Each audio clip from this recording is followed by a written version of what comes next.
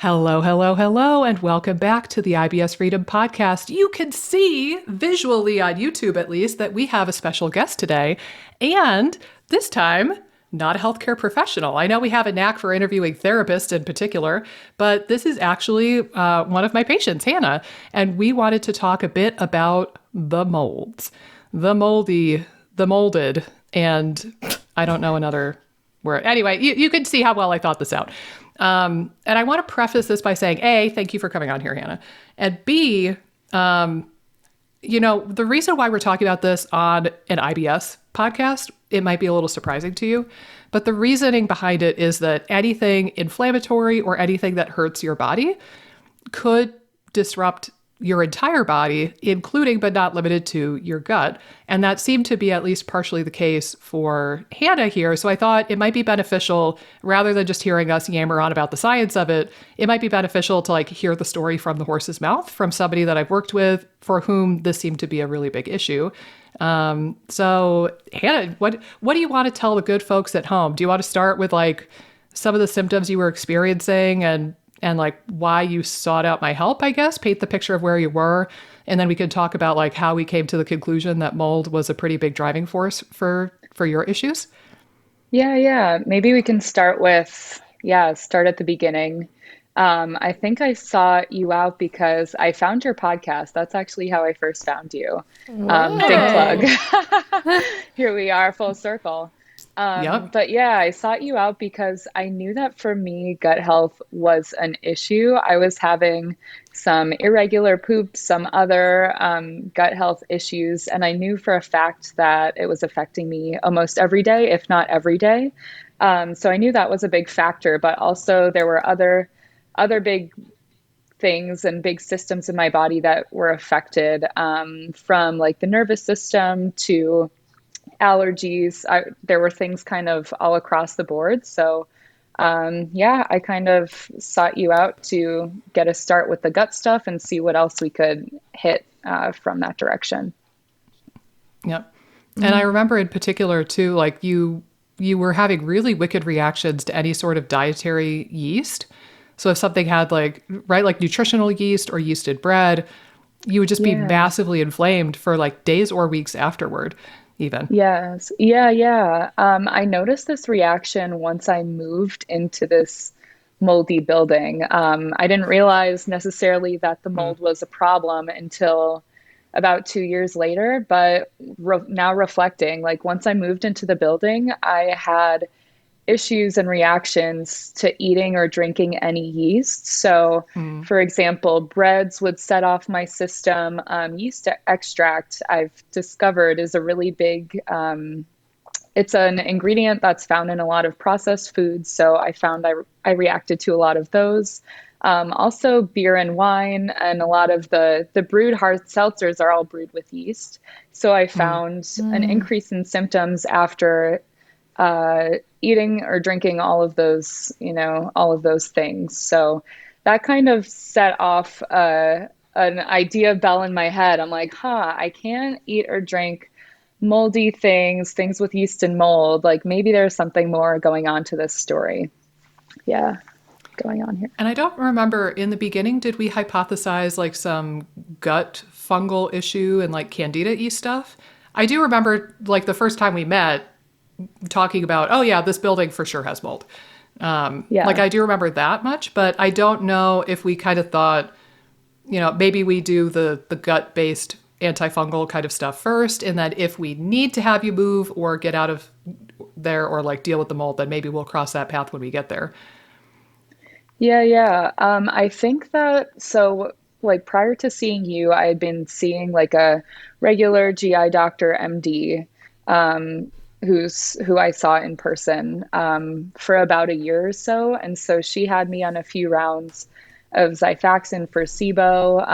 I kind of was already there and tried that with her. And those that treatment was sometimes effective, sometimes not. But for some reason, my symptoms would always come back and we couldn't really Mm. figure it out. And I got the vibe from her that I was making things up, or maybe she just didn't understand the Mm. severity of my symptoms.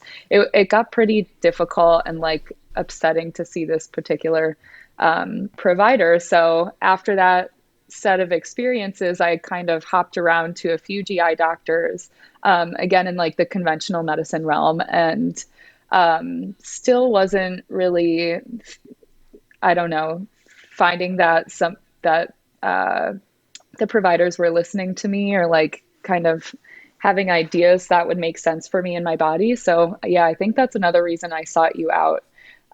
So I don't think we did any antimicrobial stuff. I think I I had don't kind of think tried we that did. in the past. Yeah. And Yeah. had kind of mixed results. Yeah. And that was kind of my recollection. But like I said, I think, like the pattern of like reactivity to like yeast products maybe Yeah. could make you think exposure to some sort of mold or yeast species, Mm. one of which could be in the gut, like Candida overgrowth. But again, in this case, it was more of an environmental thing for you. So don't underestimate the power of your environment to influence your health. That's for sure. Yeah. Yeah. Definitely. Definitely. And I know too, like you live in New York City, and if the TV shows have taught me anything about New York City, it is that finding a new apartment in New York City is like mining for gold in Antarctica. Like it's That's just true. it's so impossible, and you're going to pay through the nose. And like so I remember, kind of bringing this up throughout our work together as a thing that could be relevant, but I know like the appeal of finding a new place to live in New York City was below zero, like -1, because it's so difficult to do. But you could maybe tell us there was a few different incidences where you left town and felt quite a bit different, and then you came home and felt like crap again. And I think it was after that happened like 2 or 3 different times, we kind of put this pattern together of like, okay, we can't deny it anymore. Like you clearly feel like crap when you're back home in this apartment. But do you want to like paint a little bit of that story too? I thought that was Yeah. unique. Yeah, yeah, definitely. Me too. That stands out in my head as well. Yeah, and I'm sure you were met with a lot of stubbornness when you suggested that maybe I should consider moving out or looking for another type of apartment. Because I Just think, be gentle, yeah, but persistent. no, you were very patient.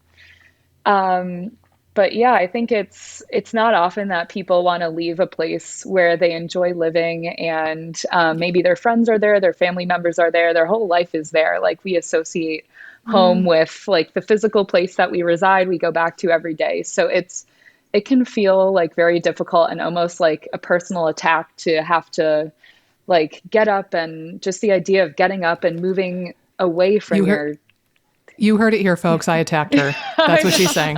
That's No, that's no, that's what no. it is. No, no. Dr. Dinezzo was very patient with me, thankfully. But yeah, I'll speak a little bit about those experiences of leaving for the weekend. So, kind of a short backstory is I was in this moldy apartment about 2 years and kind of getting increasingly sick in all areas throughout my time living there. And recently, I'd say in the last year or so, I went on a few trips out to visit friends. I went to LA, I went to northern New York to the mountains to visit a few friends. I would just do these weekend trips here and there. And every time I left, even when I went to LA, which is known for like horrible air pollution, Yes. I would leave, and then the next day in that new location, I would be starting to feel so much better. Like it wasn't perfect. It wasn't like 10% to 100%, but it was noticeably better for sure, where I could totally tell something was very different. And then I would find myself getting really upset having to come home during all of these trips because I felt like I would just go back into a place of sickness. Um, yeah, and there's this experience I remember in particular where I would leave. I left just for a long weekend to visit friends up north, and in this environment, you know how it is sometimes visiting friends, I guess, 20 something year olds visiting friends, maybe. But it was a weekend of like very little sleep. We were drinking. We weren't following any type of gut friendly. nervous system supporting experience. You were with And friends. That is nervous system That's supporting, true. young that's lady. true. I was with friends, and I was also out in the open in the fresh air. So that was very nervous system supporting. But despite kind of everything that was going on over the weekend, my energy and just the way that I felt, like my brain fog subsided a lot. My digestion just felt so much better in a few different ways. And yeah, I just noticed that I had so much more energy in my body, which was fabulous. And I'd even brought my sneakers to go on a run, which I hadn't done in weeks or even months. And so I ended up going on a run. I had enough energy to do that, which was fabulous. And I was so determined and like, yes, like I can't wait to get back into running. On my way home, I like kind of made a promise to myself. I'm like, finally, I have enough energy. I am going to get home and put on all my running stuff and then go out, go for a nice run. It's a gorgeous night out. And I'm super determined to do that. So I went home. I didn't get on the subway or anything. I just had my friend drop me off right at my apartment. I walked in the door, and for about 30 minutes, I was unpacking, kind of getting changed, unpacking, all of that. And just within that time, I went from like determined, full of energy, again, not like 100% like the best ever, but enough for me to go on a run, which is pretty darn good. So I went from feeling great to like laying in my bed, staring at the ceiling, like looking visibly more inflamed and just like feeling super, super crappy within like 30 minutes, which was just wild to me. So that sealed it for me. But yeah, it's pretty wild. I remember that trip for too. And I will say, like, this is not going to be the pattern for 100% of moldy people. Right. So if you're sitting there thinking, okay, I don't think mold is an issue for me because I don't feel noticeably better when I leave and I don't feel noticeably better or worse when I return, I don't think we could write it off from that. I think probably what happens is that mold is just bad for everybody on some general, like, inflammatory, icky level, right? Like the mycotoxins, and they muck up your body.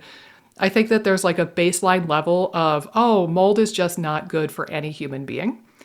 And then there are genetic variations that are apparently associated with like better or worse ability to excrete the mycotoxins and basically like detox from the Right. mold.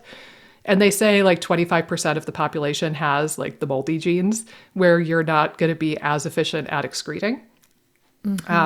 The other layer to that is that some people have like the general, like, oh, mold is just bad for you kind of stuff. Some people have an overt allergy to the mold that they're exposed to. So I think that was what happened with my mom, for example, when she was exposed to really bad mold at her workplace. Like she would walk in the door and she would start wheezing and like kind of get lightheaded and shortness of breath. So I think that the people like this, like what Hannah is describing, where it was like within 30 minutes she felt different and like crap, or my mom, the minute she walked in that building, she would start to wheeze. I think those are probably the people who have an allergy to the mold, in addition to the general like, oh, mold's just bad for you kind of a thing. Right. You know, it's Right. almost like analogous to sugar's not good for anybody, but like if you had an allergy to sugar on top of that, that would be really bad, right? Right. Yay, Well, we and got Hannah back, I think. I wanted to make Welcome one back. other point too. Like, I also have seen other people similarly who have gone on vacations and felt better as well. So maybe that might also not always be mold too. So like if you leave and feel a little bit better on vacation, I think if it's more like systemic, like it sounds like a lot of her symptoms were like not just gut improving. It was like she could maybe clarify too exactly what felt totally better, but it sounds like she was really experiencing like a lot of fatigue. It sounds like fogginess, like there were a lot of systemic symptoms. But you know, I'll work with some people and they'll be like, oh, I'll go on vacation for a week and all my symptoms improve gut wise. And that could be kind of just like maybe they needed to de-stress or something like that. So I think the opposite's true as well. Like not every person that's going on vacation and feels better is going to have mold either. But it's still a really interesting thing, especially in her case with the systemic symptoms going on. That mold should be explored. And I would say too, like the people that I've seen where we've pinpointed mold as a part of their equation, I think that with them, it almost seems like there's definitely more of a systemic presentation too, where there is a lot of fogginess, where there is kind of a lot of inflammation type symptoms along with everything. And typically, again, if we've worked on a lot of things and like they're still not progressing, sometimes like we'll start getting into that conversation of like, have you ever been exposed to mold? Or like, again, if there's any signs and symptoms of mold, we might explore it at that point. That's kind of typically when I work with people, it's like ruling out other things and seeing, because I do think mold, again, like it is a bigger investment, like Hannah was saying, to find a new apartment. I would think too, like to find another non-moldy apartment in New York would even be harder than other cities as well. Just because a lot of the apartments are older and but I think again, like it's been interesting. I could get into some of the cases too that I've worked with mold as well in comparison to Hannah's case. But yeah, I find that again, like they tend to be people where it's like, this is so weird. Like their nutrition looks good, their lifestyle looks good, like something just doesn't make sense. Sometimes those again are like the cases in my experience where like mold's a factor. And again, like usually we can kind of dive deeper and rule it in or rule it out. It's not always mold, but like, again, those might be the cases I might explore a little bit further. And again, like it's always funny. I had one client who was like, oh yeah, we have mold all over our bathroom walls. And it's like, like, oh my gosh, like you should probably maybe address that and then kind of see how you feel. But yeah, I think again, like the investment of modifying, whether it's moving out or remediating the mold is a real bear. So sometimes again, I'd be a little bit apprehensive of the mold exploration too. I think Hannah was, it sounds like, of just like, if mold's the issue, it's like problematic because you have to move. I don't know if I shared this with you, but I was just saying like, it's not always the case that you like walk into your building and feel worse again. And it's that clear. But I think it was pretty damning when that happened like 3 times in a row over the course of a few months with you. And, you know, that was like the little nudge you needed to try to find a new place. Yes. Yeah, definitely. Like I was really hoping that it would be anything else. And Right. yeah. And so it's like, who wants to pack up their stuff and move like for their health? And, you know, just over time though, I was spending hundreds on healthcare and supplements and trying to get myself back to a place of good health. And in the end, it was just the best decision. I'm so happy that I moved out of my apartment. And yeah, it definitely wasn't, or I'm sure for some people it's not so obvious, like a very clear-cut cause and effect. And for me, it took years to kind of catch on to that, or I'd say at least many months. But yeah, I'm very happy in the end that I moved out, and we determined that was something making my health significantly worse. Yeah. It's interesting too, because like the answer is kind of simple, but it's still so hard. Like to move is like, oh, you just have to change the environment, but like that's so hard to actually do, but it's kind of more of a simple answer.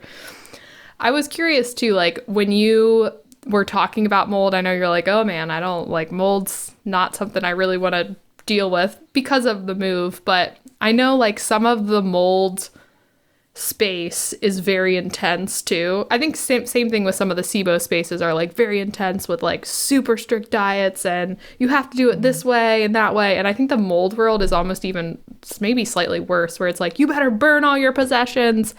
They touched a mycotoxin. You know, it's like it's a very, very intense, I think, subset of people in the mold space. And again, maybe there's someone that has such a high degree of sensitivity that they have to be like that careful. But I think that's way like the rarity than the norm within the mold space. But I was just curious if you ever like dabbled in that and then were like, it seems like you had more of a reasonable response of like, oh, I'll just move, not burn everything I own. Yeah. Sounds like that you kind of did a more reasonable response in my mind. But yeah, I think the mold space is intense. I was just curious if you experienced any of that intensity when you were apprehensive about it. And can I interrupt you before you say anything? Yeah, totally. Sorry. I will also say, I think one of the problems with that is that when you Google mold, and maybe you did this, I don't even know, but like when you start researching mold, or if somebody brings up mold, or if you see one of these really intense mold practitioners and they tell you pretty much literally you have to get rid of everything you own. Right.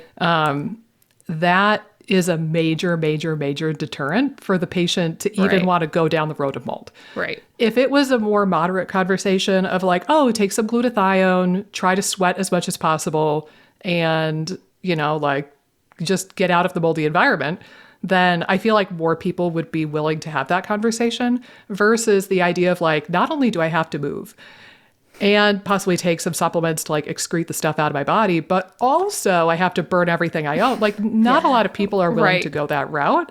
And I think it's a disservice to a lot of people because there are people who would benefit from that super strict mentality. But there are probably many, many, many more people who would benefit from just moving out of the moldy place or remediating the mold in their home. Right. Totally. And like, they don't have to go full on extreme. Totally. No, that's a great point. And yeah, I think that like I definitely have gone down that like crazy rabbit hole of reading about everybody's experience. And it's like when you also have to think that the people needing help with mold remediation or like just needing help with mold as it affects their health in their life, a lot of them are so exhausted mentally and physically. So it's like you're not just having the conversation about like moving out with a normal person with like a day job who has all the energy in the world and is like loving life. It's somebody who a lot of time is in like a really difficult position.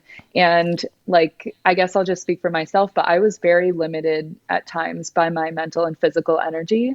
So to me, like the idea of moving out was just a hurdle that like I could not overcome. Like it didn't matter. It didn't matter like what the apartment was doing to me, but it was too big of a hurdle for me for a very long time until I was like 100% sure that my apartment was the cause. Yeah. And as far as my belongings go, so I've since moved to a newer apartment. This building is about 5 years old rather than a pre-war building that I was coming from. So yeah, it's been a really nice change. And I did throw out some things. It wasn't to like an extreme degree. Right. It was just kind of things that I already probably didn't need. And then just moving out of the apartment, I was like, I should get rid of this. I did a little bit of research on what I should throw out, but there's a lot of gray area, and for everybody, it's so different. So there's no personal rule book written like for me on what I should be doing, which is so difficult. I was just kind of learning as I went. But for me, what worked was just bringing my clothes to a laundromat. I added a lot of borax and detergent. I washed everything on hot, like all of my clothes. And then I just, brought my clothes back, and I haven't had an issue with them. So I was thinking on how I should decrease the amount of like soft materials that I have. I was reading, and a lot of like mold specialists recommend like getting rid of as a whole all of your soft belongings, like which I was like, I was shocked. I'm like, how is this possible? And Right. so I kind of met more in the middle. I threw out what I could, but yeah, you're right. I took more of an approach of what can I keep? Maybe I can wash everything more thoroughly and bring it back into the apartment and see Right. how I do. But yeah, I think Yeah. overall, the best thing that I did was move out of the apartment. Yeah. Right. Right. Yeah. Well, and I And think, if you think about it, oh, go ahead, Nikki. oh, no, you. Oh, I was just gonna say, oh, now it left my brain. Hold on, give me 2 No. seconds. Oh no, I lost it. It'll come back. Hold on. Go It'll ahead. come back. Right. Sorry, I messed you up. You were on a roll. I was just going to say, like, just moving alone, or this could be also analogous to like remediating. If you own your home and moving is not super doable right now, just remediating it and getting rid of the mold in your home to the degree you can. If you think about like the quantity, you're probably lowering your exposure level by like a solid 90%.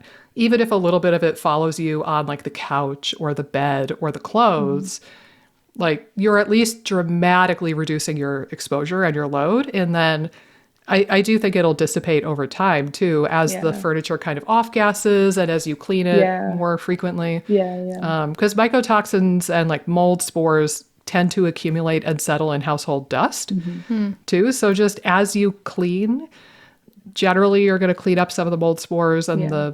the mycotoxins and stuff. So even just like, cleaning your couch or like doing something like that or cleaning your clothes, like you said, that could help further reduce your load. Yeah, yeah. And I was thinking about like, how can I take away the source of the mold and mycotoxins? So that was like the biggest to me, which was essentially just moving out of the apartment. But Yeah. so I think that's probably a good takeaway. If you can take away the source, like the main source, like if you have an active Right. leak and you're watching mold in your house, if you're able to remediate to any type of degree, that's amazing, because I think that takes away the main source, and the rest is kind of secondary, for most people at least.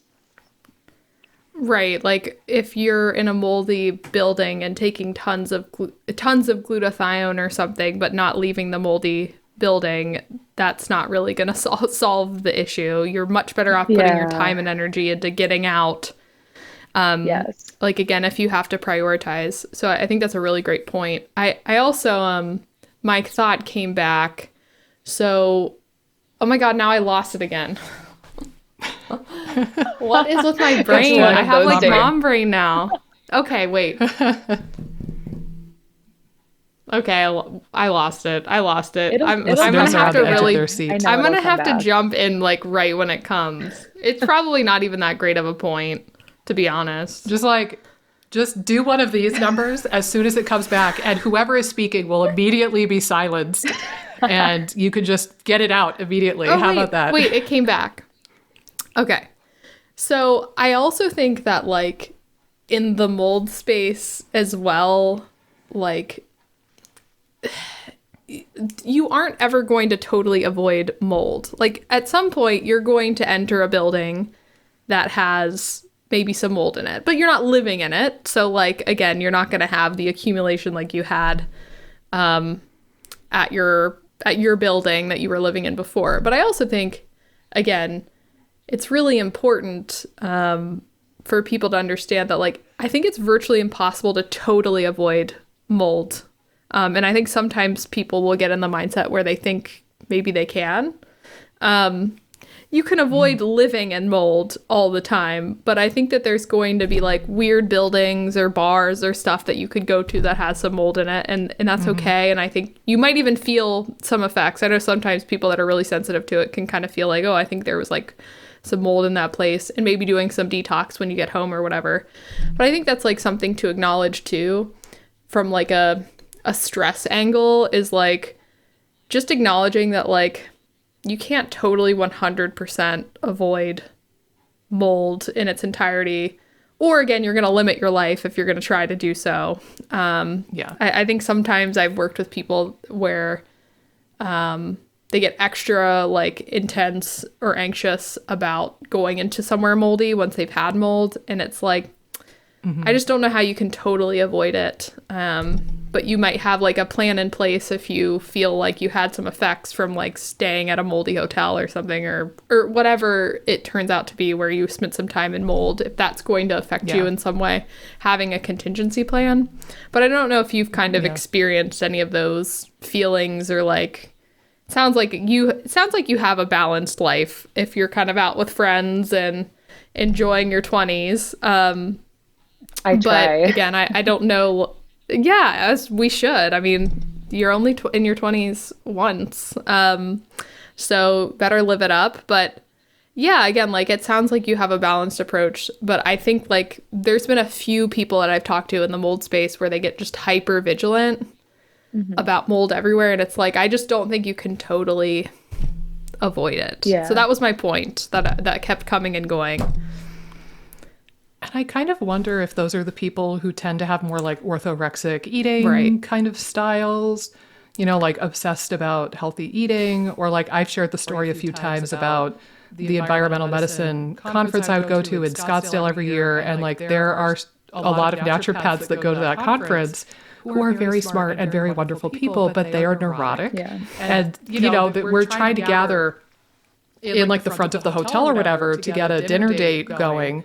And like, this is a group of like 10 people who can't agree where to eat because they're like, well, I won't go to the restaurant if it's not 100% certified organic. Right. But then you go to the one and only certified organic restaurant in the entire city, and they're still obnoxious. They're still like, excuse me, ma'am, is this beef grass finished or is it grass fed 90% and then grain finished? Yeah. Like, you know, it's like, at what point does health promotion become an obsession? And at what point will your friends disown you? Because honestly, like there's like 3 people at this conference every year that I will actually go get lunch with at this point. Because I'm just like, you all are too difficult, I can't handle you. And, you know, it's like admirable on the one hand that they care about their health, and that's great. Yeah. Like it's probably better in some way than going to McDonald's, but it's like you're just sucking up your life with this. And I feel like similarly, this idea that you have to be like 100% mold free is just going to detract from your quality of life, and it's going to be an obsession and like an OCD, almost like orthorexic kind of experience. And you're right, like there's mold outside, there's mold at least a tiny bit in every single building, but the key is it at a level that you can tolerate reasonably well, and it doesn't totally jack up your body. Right. And I think, you know, similarly, like I think in the SIBO world, a lot of people, they won't explicitly say this, but sometimes people in the SIBO world will kind of have this mentality of almost like, we need to sterilize the bacteria in the bowel, right? Like we need to eradicate. And that's really close to saying, I want zero bacteria in my bowel. And like, that's not an obtainable goal. And with candida overgrowth and like GI yeast overgrowth, people will be like on a war hunt for candida and they want to get down to zero yeast. And it's like, you can't do that. Right. We are brimming with all sorts of different yeasts, not just candida. Like we can't ever get it down to zero. If we did, it probably would not be a good thing. So I'm glad that you brought up that point, Amy, because you're right. Like we're never going to get down to zero. None of us. So we might as well not even try. Yeah. Right. I think that's, I was thinking something similar, Dr. Dinezza, about gut health and kind of living more in harmony with all of your gut microbes. It's kind of a similar idea to living in harmony with all the microbes outside in our environment.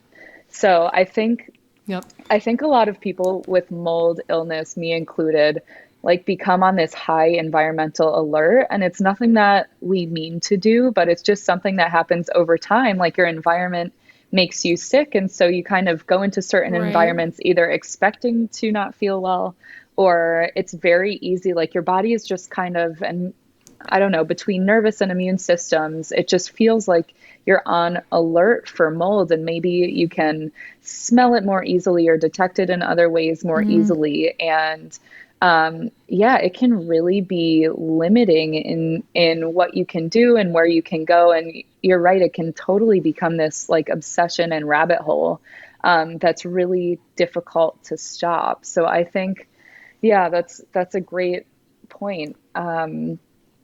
it can get very extreme. And like I felt myself for a long time, like smelling a lot of mold in the subways in New York, which Mm, yes, I'm sure it exists, and there's nothing I can really do about that. But just being on very, very high alert, getting kind of anxious about it, kind of getting a lot of increased symptoms, just even with 5 or 10 minutes of exposure. Yeah, and I think that's from uh, like consistent living in a moldy environment for a lot of times, like consistent exposure. Um, right. yeah, but since then, I've been doing a lot better. I've actually been working on this concept of like brain retraining and supporting my nervous and immune systems so Mm. that they're restored and like respond properly to mold. Like Mm, if we go into a moldy environment, I think ideally, like say we're on vacation and there's, we're in a space and it's a little bit more moldy than our natural, like our house or our apartment that we're used to going back to every day. Like that should not make us like get into this like extreme sickness mode for multiple days or weeks, although that can happen to people with like chronic mold exposure and issues. So, yeah, it's something I'm mm. working on now, but that is definitely a common experience with people who are hit with mold. Yeah, well, And I think you would, go ahead. Go ahead. you, before the mom Oh, brain kicks in again, go, go, go. I was just gonna say, like, it almost seems like a natural response, though, like for your brain to like want to protect you because you were really sick when you were in that moldy environment. So like, it's very adaptive for your Yes. brain to be like, "Whoa, we smell mold. Ugh, this is not Right? good." But I do think you're right. You almost have to retrain your brain to not flag, or like when you smell mold to like go immediately into fight or flight. Like you almost have to retrain your body Totally. to be okay with like, any chance of having exposure to mold. And again, like maybe you don't feel as great and you could do like a little bit of extra support later on. Like maybe you have like a little routine or thing that you could do if you're at a hotel or something that you notice feels a little moldy or whatever. But again, I think it's a really good thing that you're doing where you're learning to kind of balance your life, because again, the mold journey is not your life. Like you don't want it to become your life. And I think again, sometimes if you can very easily let it really dictate how you're living, and it sounds like you're doing a lot of great things to help you balance. Like obviously, you don't want to be living in a moldy building or kind of be Right. around heavy mold exposure, but being around some exposure isn't limiting you in ways if you can retrain your brain and nervous system so they're not jumping to high alert when you're around any mold. Yeah. And this is further proof, people, that we are cosmic litter mates, separated at birth, clearly, because that's basically what I was going to say too. So I'm glad that I let you say it before mom brain kicked in, potentially. Yes. But yeah, it's like, so what you described was fight or flight mode. Right. And if you remember, like fight or flight mode is the antagonist to rest and digest mode and vagus nerve function and tone. So it's like by launching into fight or flight mode at the slightest sniff of mold on a subway Right. or the slightest sniff of mold in a soup or Right. whatever, like you're impeding your ability to heal if you allow that to happen. And I know it's not like a conscious choice most of the time, but if you could try to signal to your immune system somehow that you're safe and it's going to be okay, and like that might come from, like retraining, which I'd like to hear more about, Yeah. because I think I remember you had emailed me and said that you were doing the gupta Yeah. program, Yeah. Yeah. right? And that's what you had meant by that. I would like to hear more about that. But even things like, hypnosis, therapy, just acknowledging like the medically induced PTSD of it all and how difficult this was for you to deal with and how much it sucked, and kind of like allowing yourself to process that and grieve the 2 years of your life that sucked more than Right. they needed to. Like even just that probably is beneficial on some level. But would you mind sharing a little bit about your experience so far doing the Gupta program? Yeah, yeah. So I found this the Gupta program. It's called a brain retraining. Um, program, and I think that there are a few out there, but I had heard about this one in particular on a few different podcasts. And I was kind of a chronic researcher. Like, I came from the medical field. I studied medicine undergrad, and that's kind of where my personal interests lie. So I was always looking up what I can be doing, like what supplements to try, where I should be going, Right. how I should be doing everything.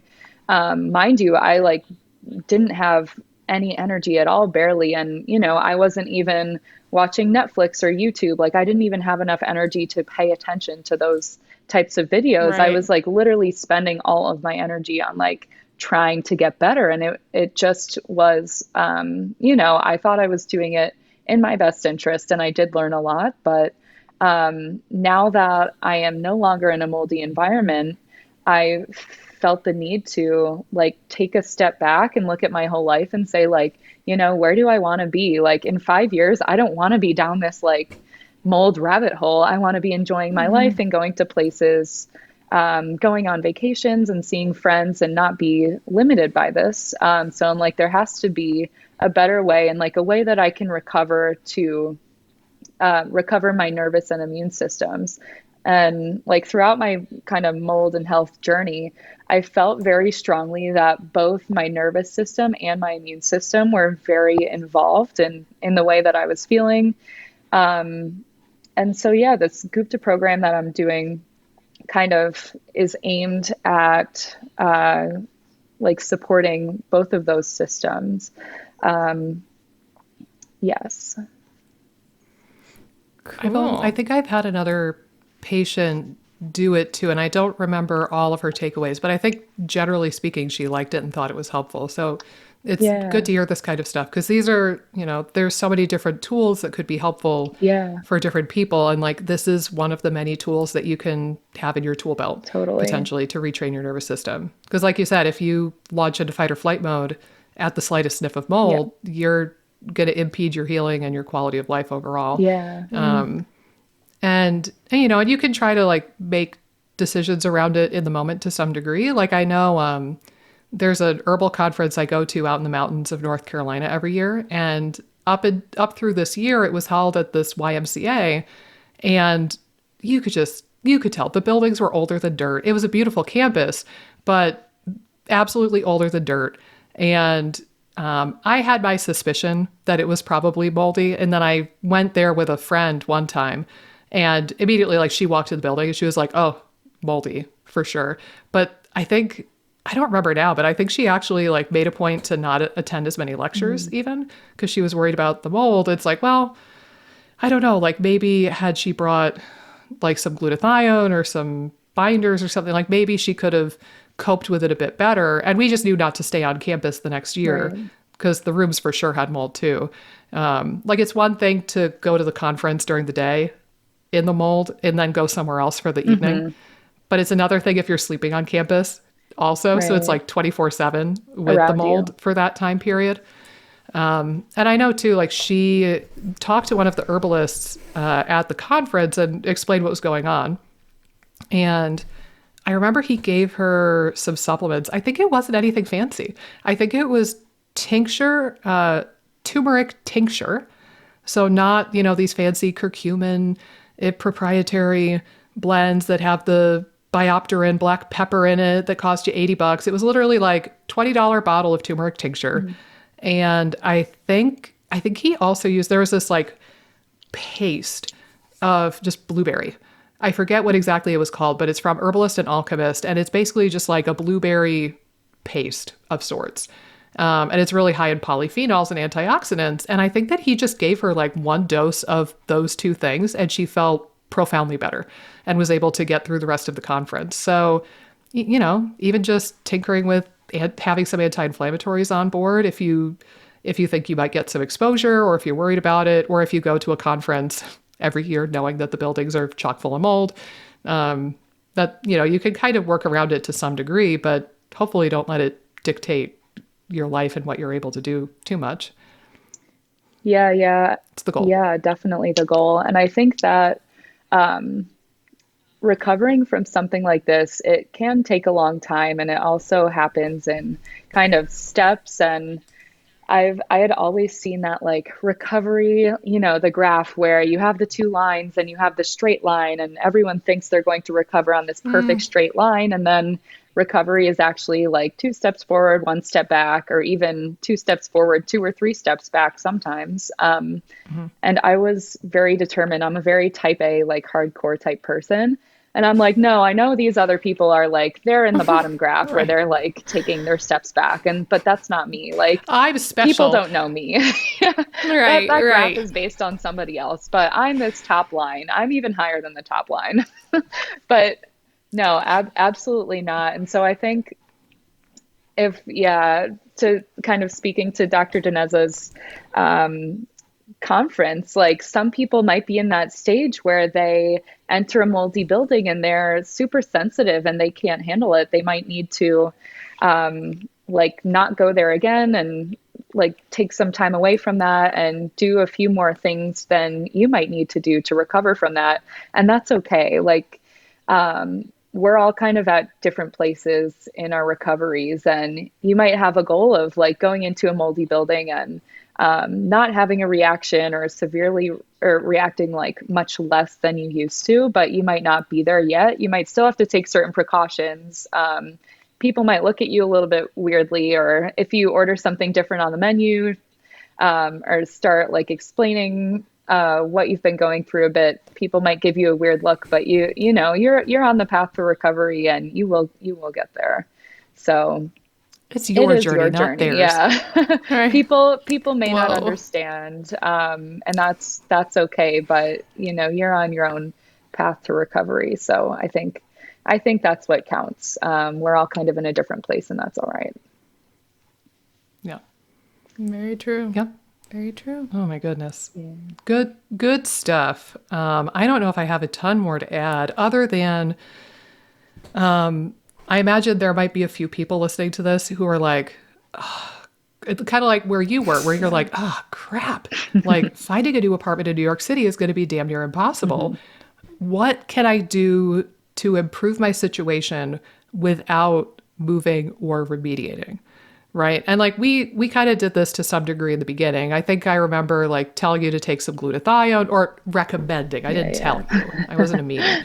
But recommending like glutathione, maybe some other supplements. I think we talked about like sweat and sauna, and I think you said maybe your gym had a sauna, for example. So like that kind of stuff. I just talked to a patient yesterday. She's a freshman in college, and somehow we got on this tangent. She's like, "Oh, one of the dorms is shut down right now because of mold." But like all of the dorms on campus for sure have mold. And I shared that's not an uncommon thing in college dorms. I think that that's actually a quite common thing because they're not kept up super well. It's just like these little jail cells that we put the kids in. We're Right. like, here, live here for a while. Well, it's like, With and how do you survive like college just with like the drinking? Or at least for me, I know you weren't as much of a drinker, Nikki, but like some nights I'm like, how did I survive that night? Plus, you don't eat well. Plus, you don't sleep. Plus, you're in moldy, like Yeah. horrible conditions. It's just It makes you crazy. wonder. Yeah. It does make you wonder how we get out relatively unscathed. But Right. yeah, so this young woman was saying, oh yeah, like all of the dorms on campus for sure have mold. She's like, I know that this place has mold. But she was saying like, part of me wants to open up the windows and get fresh air. And then part of me thinks, well, if the air is humid outside, I shouldn't, Oh. because then the humidity is going to make the mold worse. So like what I just told her, again, like it's October of her freshman year. She is going to be in the storm for a while longer. I said, well, I think any fresh air is probably good news for mold. Even if it's humid, I feel like I would still take it. And it might seem kind of silly, but like if you live in the South like I do, where it does get god awful humid in the summer, it could even be like maybe you just keep a window open really, really early in the morning before the heat and humidity gets out of control for the day, right? Like 7, 8 a.m. if you live here in the South. But maybe you just open up a window and get that fresh air in for 1 hour and then you seal it back up. Or if you live somewhere like New York City or Ohio, Yeah. you could keep it open all day. And sometimes we'll even put like a box fan or a small fan in the window and we'll blow the fresh air into the room like more aggressively, so you're getting even more fresh air than just having the window open on its own. We do that quite a lot, but I think the fresh air is always going to be a win, shy of like southeastern United States humidity in July. I think like July and August, I probably wouldn't do this a lot where I live, but fresh air is a good idea. What I about like think, air filters? Is that something that's a thing? Yeah, yeah, it definitely is. I was going to just say air filters. There are some that are more, maybe more reputable for getting rid of mycotoxins and mold spores.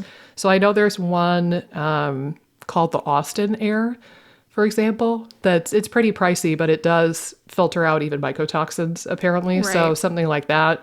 Even just a regular run-of-the-mill air filter is going to do at least something, I would think. No. We But lost yeah, air Hannah. filters. Yeah, it's a squirrely episode for sure Right. for audio and video. Mixmaster And Mike, he's going to also, have his work cut out for him.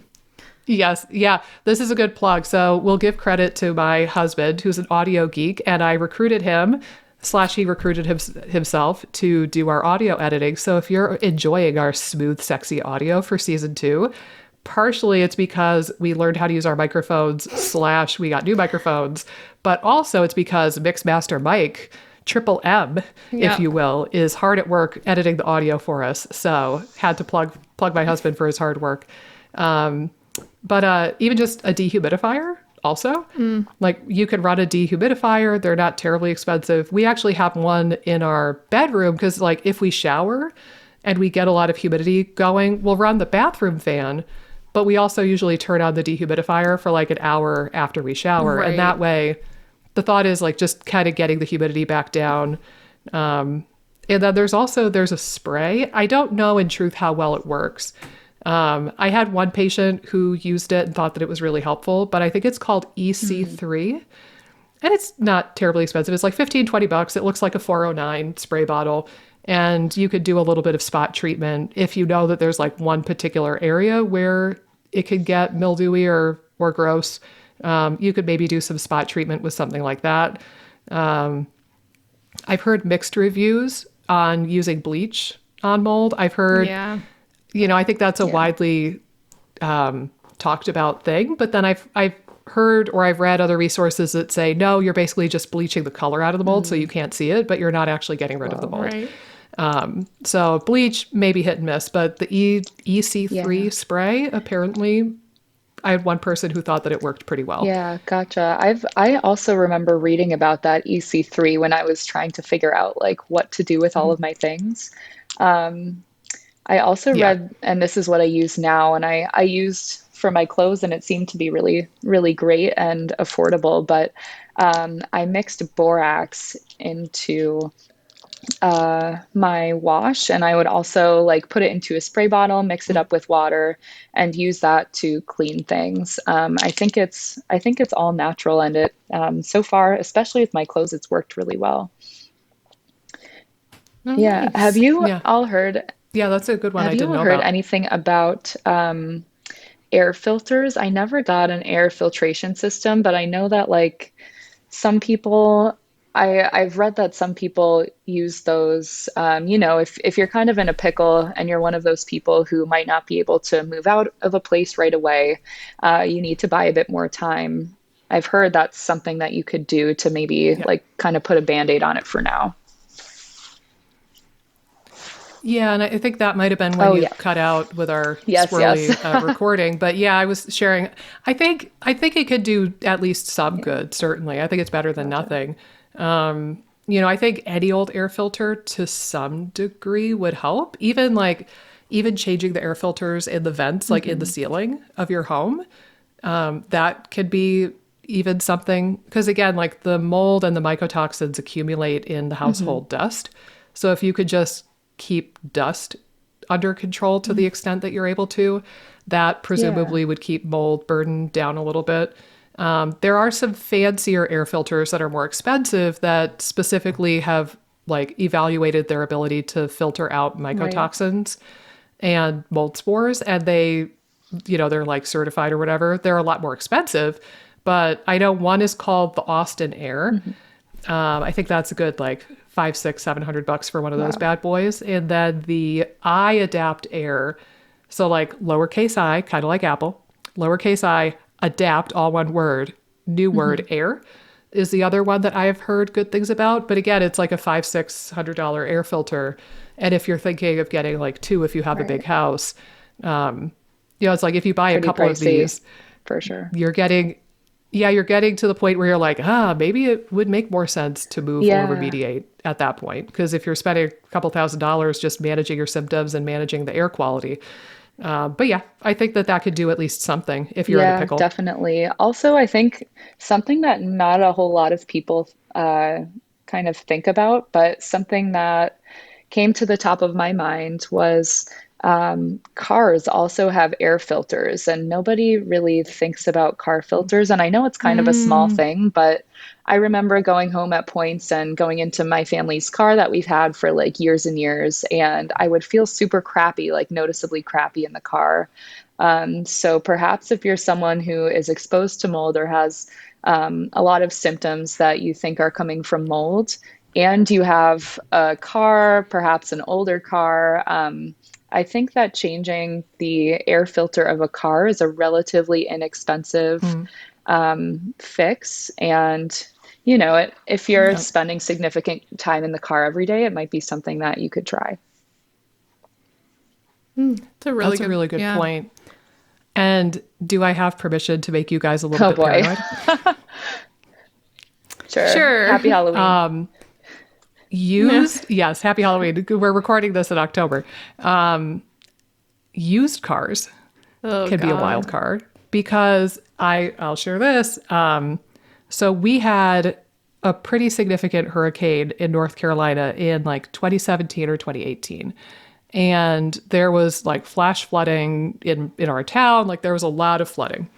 Well, I remember telling my husband and my mom at the time, I was like, note to self, we are not buying a used car that was around in North Carolina during this time. Because who's to say your whole car gets flooded, there's mold under the seat or under the carpet or whatever, and then you just make it look aesthetically Yeah, Right. good right, enough right. visually, and then you just sell the car. And I feel like this came up once with a patient, but I don't recall now. But that kind of stuff, like, I don't know. Like, I like the idea of used cars, Right. but also I worry that people are offloading their cars that got flooded or had water damage.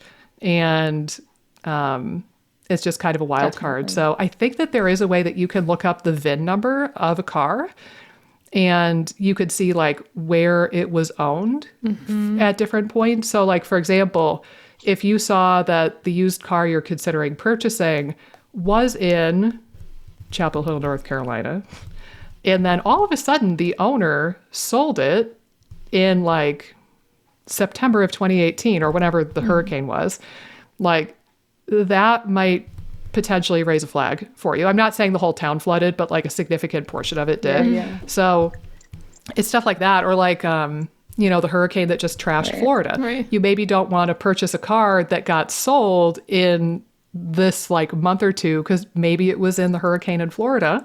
They cleaned it up enough so that it looks okay and it runs okay, full of Yeah. mold. And then they're just selling this as a used car. And little did you know it was in Fort Lauderdale when the big old hurricane hit in September 2022. I'm Yeah. like, Yeah, yeah, that's tough. And I think too, it's like, it's all about, like, for me at least, it's all about the big picture. Like, if you're, you want to think about where you spend the most time. So if you're at home, if you're working at mm, home, sleeping at home, if you're at home a lot and you feel crappy all the time and you've kind of tried a lot yeah, of things, you should maybe think about, like, could mold be an issue for you?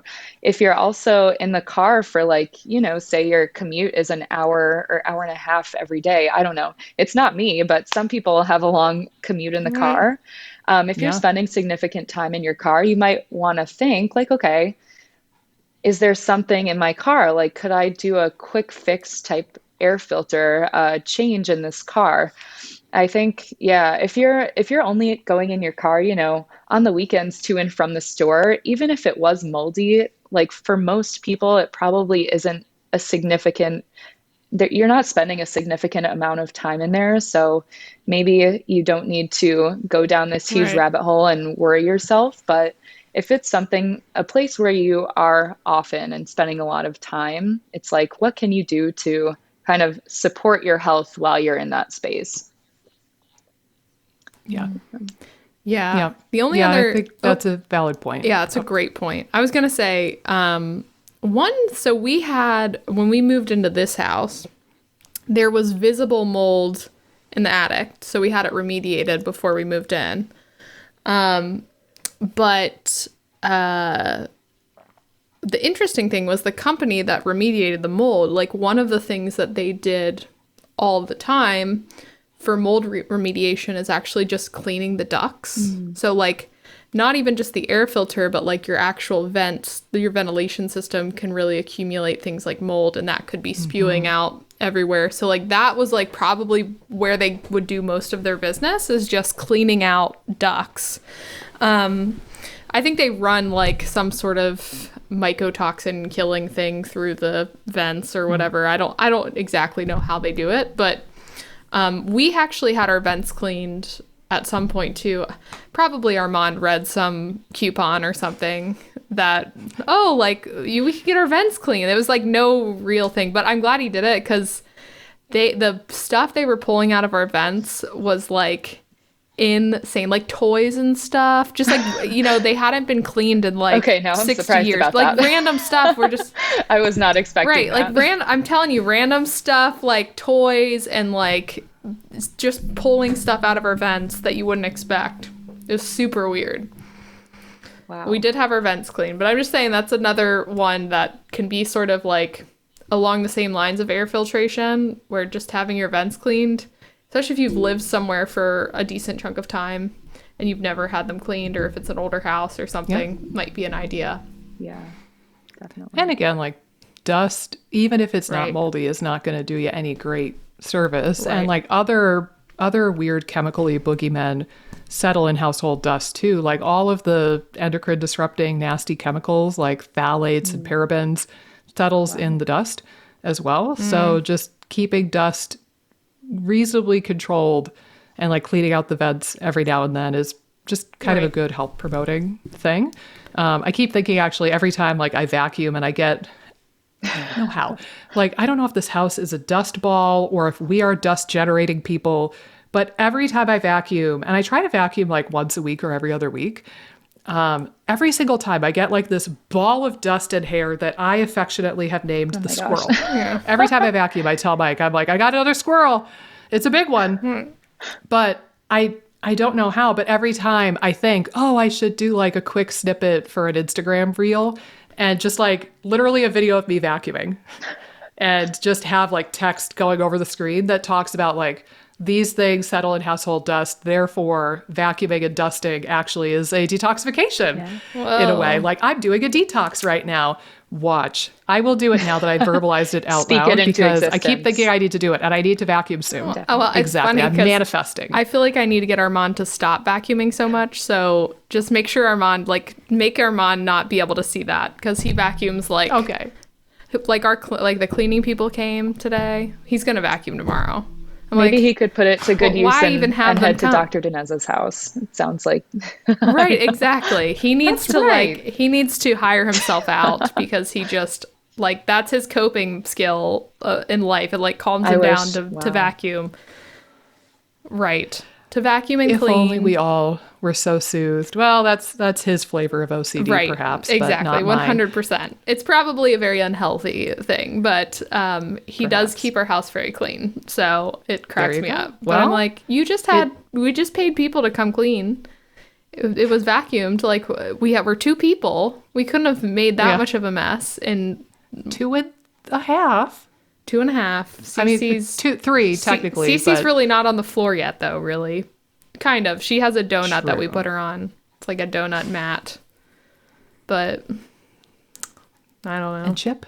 A chip. doesn't There is a count. chip. He he could count for another half a human. So we could round up to 3. Chip's probably a between the whole two little human ones. in terms of what he brings in the house. See, there you go. So Poor Armand getting picked on. yeah, it's okay. You can handle it. Yeah. Well, let's see. I don't know if I have any other wisdom. You know, it's funny because, like, going back to the idea that when the mold thing is so overwhelming and daunting, like, I think that it deters a lot of people from having this necessary conversation or this necessary intervention, right? Like, Right. if you think you have to burn all of your belongings, you're going to be not very inclined to go down this rabbit hole, Right. unless you're really desperate or unless it's like so compelling that you can no longer deny it. Similarly, I've had my eye on this like big mold course to take for at least 2, if not 3 years. Right. And I thought, ooh, I need to take this course. And I haven't yet. A, because the time, they tell you that it's a 4-week course and they require you to put in like 20 hours a week in this course. Whoa. I was like, damn, am I It's a in part-time school again? job. Like yes, like when you already have a job Right. and a kid and a life, like the thought of 20 hours a week and pounding it out is just really hard to wrap my head around. So one, I haven't done it because of that. But B, I keep thinking, I'm like, is this going to make me paranoid? And is everything in that class going to be like, burn everything, Right. move out and get a bubble? So it's funny because like, I've had this on my radar. I will eventually do that course, but I keep thinking, I'm like, is it going to be like a balanced conversation or is it going to be one of those super strict, scary, like, you know, mold is behind everything? Because, you know, too, like once you get into SIBO, like a lot of SIBO specialists are convinced that everybody has SIBO.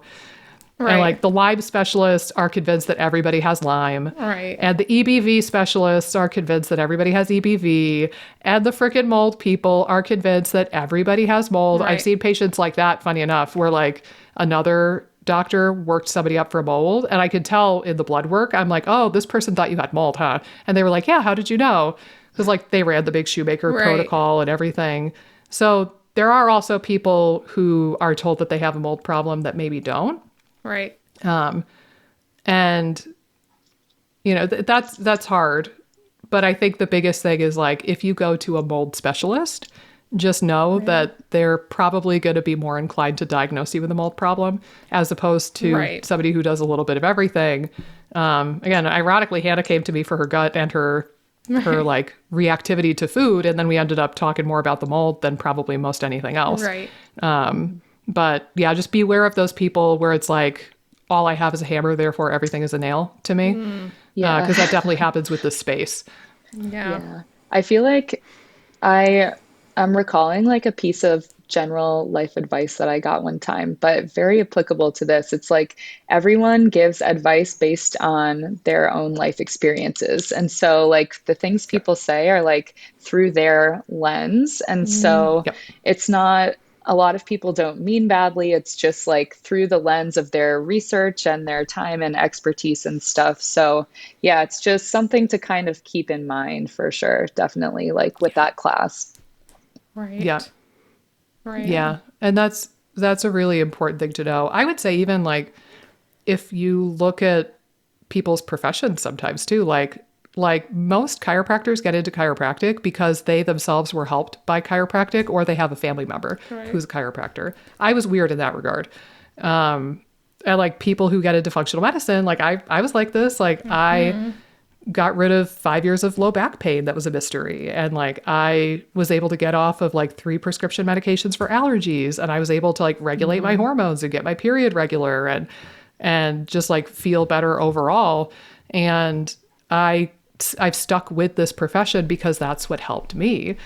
And you know, and then like the people who like have a profound experience taking glutathione are probably going to recommend glutathione for everybody. The people who have a profound experience going through mold might be more inclined to diagnose everybody with mold. And it's not like a bad or an atypical thing. I think we all have that to some degree. And it almost, I don't know about you, Hannah, but like sometimes going through something like this, it's almost like, I'm picturing like if you go to a party, one part of your brain is almost like, I hope somebody brings up mold. I hope Yeah. somebody brings it up. I hope somebody brings up fatigue, and then I can talk about the mold. And it's like, you just Yeah. want to share this information with God in the world now and shout it from the rooftops to like help everybody because it was such a big thing for you. Yes. But yeah, just knowing that humans do that and that that could be a wonderful thing and a detriment in different capacities, like that's worthy of knowing. For sure. Definitely. Definitely. Balance and in the middle. Forever will be my shtick. Right. Like, Right. if there's anything I reiterate on this damn podcast, it's that there's usually two extremes and the truth is almost always somewhere in the middle. And if we could just strive for that middle balanced ground, we're probably going to be better off for it. Right. Amen, sister. Hashtag goals. Hashtag goals. As the kids would say, the whippersnappers. Yes. Us young folks. All right. Yes. That's right. The young folk. Well, guys, I don't know if I have much more on the mold conversation right now. Could either of you think of anything else we need to add, or should I close us out? I'm good to go.